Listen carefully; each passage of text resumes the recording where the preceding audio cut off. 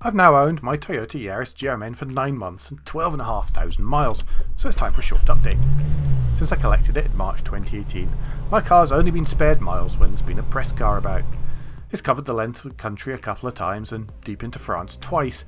It's braved the centres of both London and Paris. It's also been so great on back roads that I find myself doing more and more of my shopping in neighbouring towns, just for the fun of getting there and back. Most surprisingly of all, it's an exceptional mile muncher, with only the lack of cruise control and its tiny fuel tank being any kind of Achilles heel. The engine seems to have bedded in and is now smoother than when new. It's certainly become more economical. That might also be down to driver behaviour. I've found that point to point it needs something very special to beat a GRMN. Even when I'm not trying, it's so compact and grippy that corners simply disappear. Acceleration is never a problem, but remaining at legal speeds on UK roads takes concentration. It took a while, but I've even come to terms with the standard Toyota Touch 2 nav system that annoyed me so much when new. It took a few months to find all the correct settings for routing and receiving traffic information. Playing podcasts or music streams remains a pain and, well, it's still not CarPlay or Android Auto. My only remaining grumble is aesthetic, the way the gonad of noise reduction hangs down when viewed from the back of the car.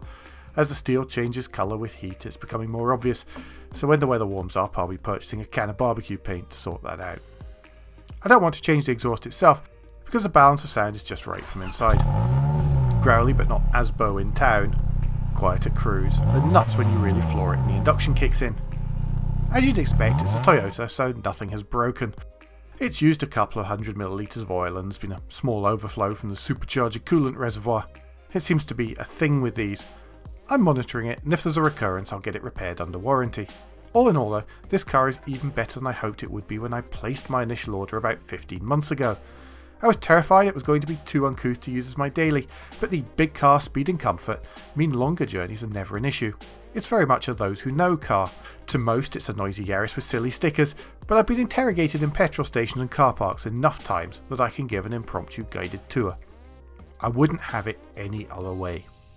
Don't forget to subscribe to our YouTube channel and leave your feedback below. All of our work, including our weekly podcasts, can be found at motoringpodcast.com.